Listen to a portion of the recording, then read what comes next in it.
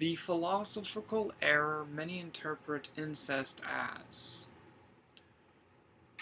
Now, most people use the term incest. I don't. I don't support that term, for its meaning is incorrect and biased and dogmatic, which can mean heretical. So I use a superior term over incest, and that term is inbreeding.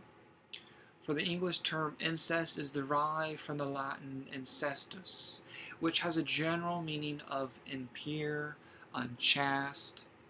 It was introduced into Middle English both in the generic Latin sense preserved throughout the Middle English period and in the narrow modern sense. The derived adjective incestuous appears in the 16th century.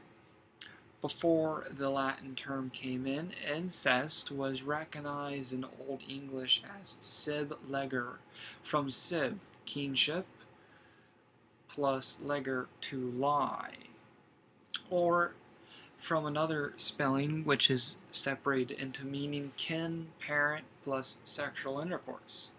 But as moments went on, both of the terms fell out of use. Terms like incestor and incestual have been used to describe those interested or involved in sexual relations with relatives among people, while inbreeder has been used in relation to similar behavior among that which is animal or organisms. My main objective in this teaching is to get you to observe for your own recognition of that which I'm going to explain, that you find out that Christendom, mainly as a whole and within each people group of this life, have interpreted inbreeding among people, that is, inbreeding among mainly people, as something not of the one which designed your inner being, your identity. Here, let me expound it again in this manner. The one which made and designed my identity, my inner being, also designed that of those children which have been inbred also. Right? Come on, you're Christian, right? Do you believe that God created the soul and spirit of each person, and that without the soul and spirit, as it is written in the letter of James, in chapter 2, verse 26, for as the body without the spirit is dead, so faith without works is dead also. So then, those conceived children may be aborted and put to physical, deathly silence before they can share their own thoughts and move their tongue and lips and suck on their parent's breast, which could be your sister or daughter or mother. So then, unless anyone can prove me that I am incorrect, that once conception happens, not after nor before, but once it happens, conception alone, which do you invoke to agree with you that has designed that inner being of such a child, which no false deity did, only the one and true living invoked one has designed such a child, which two people have reproduced physically? Can you not see that this act, which can be done not only by people but also by animals, is an act which our invoked one does with us in cooperation, as it is of the one which is selfless and gives life, and has to all things part of the design which was and is designed by the invoked one? Unless you can prove that I'm incorrect, that the invoked one did not design the identity, the inner being of that reproduced physical living person, I shall not recant. If you draw on evolution and or that of abortion is as the answer, and or the invoked one does not approve of it, yet designs the inner being, now leads me, according to your own means, that the invoked one is loose in morals, that he or God cannot hold back from own error, according to you heretics, which that in part is not not correct, of course, for invoked one has not, nor can, nor does error. So then, the philosophical error many interpret incest as is that the main thing is that it's sin.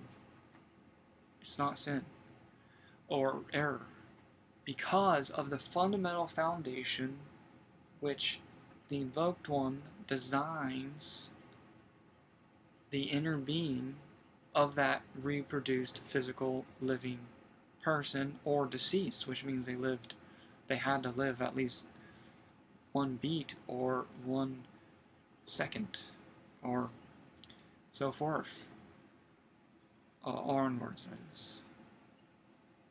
Now, physically, genetic-wise, it's true that the body is reproduced differently, but as far as the soul and spirit, or the identity, the inner being of of us, mainly speaking, people, that is not God, the invoked one does not design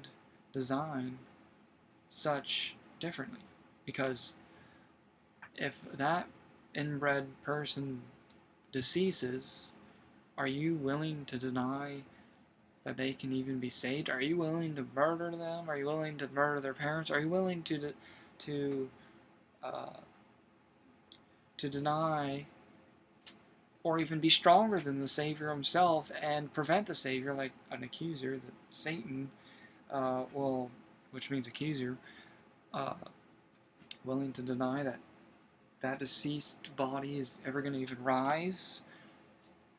That person's just lost because they're inbred. But on our Western culture, which in Christendom, the church is in church, Catholic Church, will not teach you to think beyond what I just said. As in, uh, well, I'll just go ahead and make a life example. Today, I was talking with my grandfather, and he was talking about that if I, as a father, have a daughter who is 13 years old, that it is predatorial, that it is that it is that basically my grandpa would murder me, or something. That it's predatorial, that it's uh, wrong, sick, crazy to do that. That it's the God. I told my grandpa, okay, I'm a virgin, and I told him that, well, I can't deny that God designs that person, unless you want to deny and just go with evolution, that, jump in that bandwagon. But I'm going to stay true in the faith. And I told him, well, God designs the invoked one, and designs the soul, the spirit, the inner being, the identity of that person as much as you and me. And he was not willing to hear, and I don't think many are, but here I stand, here I sit, here I be, I will do nothing more. So then, that is the philosophical error many interpret incest as. Thank you, and thank you.